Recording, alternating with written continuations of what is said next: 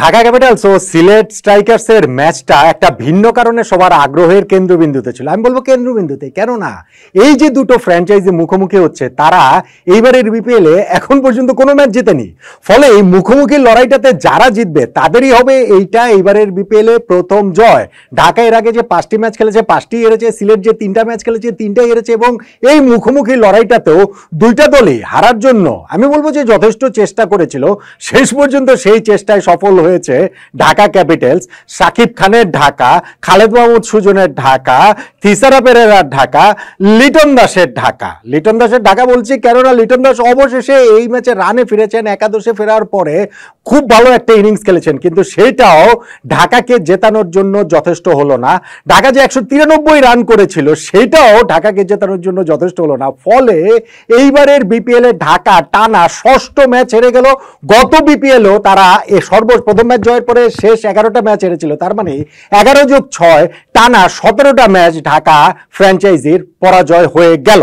আমি যে বারবার বলছিলাম, গত একটা ভিডিওতেও বলেছিলাম, গতবারের ঢাকার ফ্র্যাঞ্চাইজির স্লোগান ছিল জিতবে ঢাকা পারলে ঢাকা। সেইটাকে ট্রোল করে ব্যঙ্গাত্মক করতে হারবে ঢাকা পারলে ঢাকা হয়ে গিয়েছিল। নতুন বছরে নতুন ফ্র্যাঞ্চাইজি, নতুন মালিকানা, নতুন ক্যাপ্টেন, নতুন প্লেয়ার, কোচ অবশ্য পুরনো খালেদ মাহমুদ সুজন। সো তাদের ওই যে ব্যঙ্গাত্মক ট্রোল করে বলা যে এই স্লোগান, সেই হারবে ঢাকা পারলে ঢাকা এখনো অব্যাহত আছে। যদি সিলেটের সঙ্গেও তারা হারে, যদি লিটন দাস ফর্মে ফেরার পরও তারা হারে, তাহলে এই ঢাকাকে কবে যে জিতবে, আদৌ কি আসলে জিতবে কিনা। গ্রুপ পর্বে মানে লিগ পর্বে যে 12টা ম্যাচ আছে তার মধ্যে 6টা ম্যাচ হয়ে গেল, 6টাতেই তারা হেরে গেছে। মানে 50% ম্যাচ শেষেও এখনো তাদের জয়ের ভান্ডার হচ্ছে গিয়ে 0।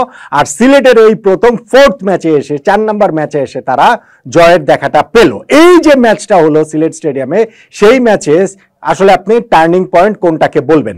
দেখুন, ঢাকা যে 193 রান করেছে, সে 193 রান কি জয়ের গ্যারান্টি দেয় না কিন্তু।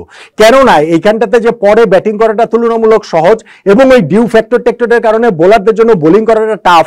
সেই ক্ষেত্রে ঢাকা এইখানটা থেকে হচ্ছে গিয়ে যে সিলেটকে কি কারণে পরে চেস করার সিদ্ধান্ত, মানে ওই আমন্ত্রণটা জানালো, টস জেতার পর তারা আগে ব্যাটিং এর সিদ্ধান্তটা কেন নিল, এটা একটা খুবই প্রশ্নবিদ্ধ ব্যাপার, এবং এটাও আসলে একটা টার্নিং পয়েন্টের দাবিদার। হ্যাঁ, ঢাকা যে ইনিংসটা খেলেছে সেইটাতে আপনি বলতে পারেন যে না, 200-র কাছাকাছি রান তো করেছে। তানজিদ তামিম শুরুতেই আউট হয়ে গিয়েছেন, কিন্তু তারপরে লিটন দাস একাদশে ফিরেছেন। লিটন কিন্তু এবারের বিপিএলে তিনি লাস্ট ম্যাচটাতে 11-এই তাকে রাখা হয়নি। প্রথম 3 ম্যাচ খেলেছেন, পরের ম্যাচটাতে তাকে 4 নম্বরে নামানো হয়েছে, কাজ হয়নি। পরের ম্যাচে তাকে একাদশ থেকে ড্রপ করা হয়েছে। এই ম্যাচে তিনি একাদশে ফিরেছেন, এবং ফিরেছেন তিনি তার ওপেনিং পজিশনে। তারপরে সেকেন্ড উইকেট পার্টনারশিপে একটা 129 রানে খুব ভালো জুটি করেন লিটন দাস ও মুনিম শাহরিয়ার, যিনি এবার হচ্ছে প্রথম খেলছেন এইখানটাতে ফার্স্ট ম্যাচটাতে। এবং সেই পার্টনারশিপে গিয়ে দেখা যায় যে তারা 15 ওভার শেষ হয়ে যাওয়ার পরও কিন্তু ঢাকার ওই 1 উইকেটে ছিল। শেষ 5 ওভারে তারা ঢোকে হচ্ছে 9 উইকেট হাতে নিয়ে। হ্যাঁ, 16 নম্বর ওভারে এই দুইজনই আউট হয়ে গেছেন, এই একই ওভারে আউট হয়ে গেছেন। এখানে লিটন দাস 43 বলে 73 রানের দুর্দান্ত একটা নক খেলেছেন, সেই পুরনো লিটন দাসের ঝলক, যেটা আসলে প্রত্যাশিত। আমি আগের একটা ভিডিওতে বলেছিলাম, লিটনের হাতে যে 12 তারিখের আগে চ্যাম্পিয়ন্স ট্রফির দল ঘোষণার আগে 3টা ম্যাচ আছে, সেই 3টা ম্যাচের মধ্যে কোনো একটা ম্যাচে লিটন দাস জ্বলে উঠবেনি। আগের ম্যাচে তো তাকে খেলানোই হয়নি, এই ম্যাচেই তিনি আসলে জ্বলে উঠলেন এবং খুব ভালো ইনিংস খেলেছেন। 10টা 4 মেরেছেন, একটা ছক্কা মেরেছেন, এবং সেই ইনিংসটা সিলেকশন প্যানেলকেও একটুখানি হচ্ছে গিয়ে রিলিফ দেবে। চ্যাম্পিয়ন্স ট্রফির দলে তাকে এখন রাখলে অত বেশি সমালোচনা হয়তো বা হবে না।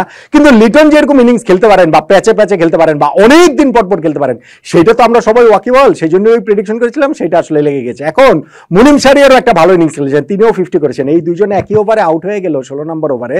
তারপরেও কিন্তু ঢাকা তাদের স্কোরটাকে 193 পর্যন্ত নিয়ে যায়। তারা শেষ 5 ওভারে 61 রান তুলেছিল। কিন্তু আমি বারবার যেটা বলছি, 193 কি গুড এনাফ? দেখুন, সিলেট যখন ব্যাটিংয়ে নেমেছে, ব্যাটিংয়ে চেস করতে নামার সময় তারা ভেরি ফার্স্ট ডেলিভারিতে রাকিম কর্নালের উইকেটটা তারা হারিয়েছে। মুস্তাফিজুর রহমান তাকে এলবিডব্লিউ করে দিয়েছেন। পাওয়ার প্লের মধ্যে আরো 2 বিদেশি ক্রিকেটার জর্জ মানসি এবং অ্যারন জোনসের উইকেটও তারা হারিয়েছে, কিন্তু রান রেটের সঙ্গে তারা কম্প্রোমাইজ করেনি। রান কিন্তু এক সাইড থেকে উঠেই যাচ্ছিল, এবং স্পেশালি জাকির হাসান খুব ভালো একটা নক খেলেছেন। তিনি 27 বলে 58 রানের একটা খুব ঝলমলে নক খেলেছেন, এবং যখন 10th ওভারে গিয়ে তিনি আউট হলেন পঞ্চম ব্যাটসম্যান হিসাবে, তখন সিলেটের ব্যাপারটা হচ্ছে কি 112 রান 5 উইকেট। 10 ওভারে 112 রান, শেষ 10 ওভারে তাদের আর 82 রান দরকার। সো রান রেটের প্রেশারটা কিন্তু ছিল না, এবং জাকের আলী অনেক যেহেতু ছিলেন এবং ব্যাটিং অর্ডারের নিচের দিকে নামা রনি তালুকদার ছিলেন, তারা কিছুটা আসলে নির্ভরই ছিল। আর যেটা হয়, আমি যেটা বলছিলাম যে হারার চেষ্টা তো দুই দলই করছিল, ফলে এই দুইজনই পরপর 2 ওভারে গিয়ে 4 বলের মধ্যে আউট হয়ে গেলেন, রনি তালুকদার এবং জাকের আলী অনেক। সেইটা একটা টার্নিং পয়েন্ট হয়ে যেতে পারতো যদি সিলেট ম্যাচটা হেরে যেত। ওই দুইজন আউট হয়ে যাওয়ার পর কিন্তু শেষ 29 বলে আর মাত্র 34 রান প্রয়োজন ছিল। আরিফুল হক ও তানজিদ হাসান তামিম এই দুইজন কিন্তু, তানজিম সাকিব এই দুইজন কিন্তু হচ্ছে গিয়ে সিলেটের জয়টা নিশ্চিত করে ফেলেছেন। 19 নম্বর ওভারেই তাদের জয়টা আসলে নিশ্চিত করে ফেলেছেন। শেষ দিকে গিয়ে একটু ইজি মনে হয়েছে, কেননা ওই যে আরিফুল যে একটা ওভারে আবু জায়েদ রাহিকে হচ্ছে গিয়ে একটা ছক্কা দুটা চারটার মেরে মানে ইকুয়েশনটা অনেক বেশি সহজ করে ফেলেছিলেন। এখন এই জায়গাটাতে গিয়ে যেটা দেখা গিয়েছে যে সিলেট তার চতুর্থ ম্যাচে প্রথম জয় পেল, ঢাকা টানা 6 নাম্বার ম্যাচ হারলো। লিটন দাস যদি এই ম্যাচটা এরকম একটা ইনিংস খেলার পরও তিনি দলকে জেতাতে পারলেন না, শেষ দিকে গিয়ে ঢাকা যে বললাম 5 ওভারে 61 রান তুলেছে, সেইখানটাতে সাব্বির রহমান তিনিও কিন্তু একটা 10 বলে 23 রানের একটা ভালো ইনিংস খেলেছেন, 3টা ছক্কা। থিসারা পেরেরা 9 বলে 18 রানের ইনিংস খেলেছেন। সেগুলো কি শেষ পর্যন্ত গুড এনাফ হয়েছে? হয়নি তো, প্রমাণিত হয়েছে। আমার কাছে যেটা মনে হয় ঢাকার আসলে রানটা কিছুটা কম হয়েছিল। ঢাকার ওই জায়গাটাতে আমি জানি না যে মুনিম শাহরিয়ার এবং লিটন দাস শুরুর দিকে রান রেট গতি তোলাটা আসলে একটু কম ছিল। আমি ম্যাচ শেষেও দেখছিলাম তাদের ক্যাপ্টেন থিসারা পেরেরাও বলছিলেন যে এটা হচ্ছে 220 রানের উইকেট, 20-30 রান আমরা আসলে শর্ট করেছি। সো 193 রান অ্যাপারেন্টলি যত ভালোই দেখাক না কেন, এইটা আসলে জয়ের জন্য গুড এনাফ বলে প্রমাণিত হয়নি। এবং আমি আসলে ওই যে তারা যে রানটা কম করেছে সেইটা তো অবশ্যই একটা টার্নিং পয়েন্টের দাবিদার। আমার কাছে যেটা মনে হয়, জাকির হাসান যে ইনিংসটা খেলেছেন এবং সিলেটের যে ব্যাটিং অ্যাপ্রোচটা ছিল যে নো ম্যাটার হোয়াট রান রেটের সাথে কম্প্রোমাইজ করব না, আমরা এই দিক থেকে হচ্ছে গিয়ে উইকেট চলে গেলে চলে যাক, তারা নাহিদুলকে উপরে তুলে দিয়ে ব্যাটিং লাইন আপটা আবার একটু লম্বা করে ফেলেছে, ব্যাটিং অর্ডারটা একটু মানে দীর্ঘ করে ফেলেছে, ওইটাও তাদের পক্ষে গিয়েছে। সো সবকিছু মিলে আমার কাছে মনে হয় টার্নিং পয়েন্টের জায়গাটা থেকে হচ্ছে গিয়ে যদি আমি বলি সেক্ষেত্রে জাকির হাসানের ইনিংসটা হচ্ছে গিয়ে একটা খুব খুব খুব বড় দাবিদার। কিন্তু সেইটাও কেউ যদি আমি চাপিয়ে যাই তাহলে ঢাকার তো কোনো কিছুই কাজে দিচ্ছে না, কোনো কিছুই তাদের পক্ষে যাচ্ছে না। খালি তো আর 6টা ম্যাচ হারেনি, ওই জাকির হাসানের ইনিংসটা ছাপিয়েও আমি আসলে টার্নিং পয়েন্ট হিসাবে আমার কাছে যেটা মনে হয় সেটা হচ্ছে ঢাকার টস জয়ের পর সিদ্ধান্তটা।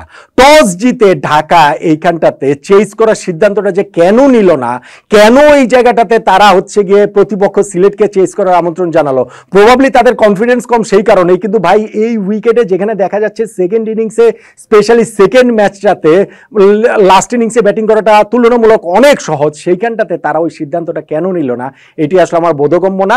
টস জয়ের পরে ঢাকা যে আগে ব্যাটিং করার সিদ্ধান্তটা নিয়েছে সেটাই শেষ পর্যন্ত গিয়ে আত্মঘাতী সিদ্ধান্ত হয়েছে বলে আমার কাছে মনে হয়। সেই সিদ্ধান্তটাই আমার এই ম্যাচে ঢাকার 6ষ্ঠ পরাজয়ে এবং সিলেটের 4র্থ ম্যাচে এসে প্রথম জয়ের টার্নিং পয়েন্ট।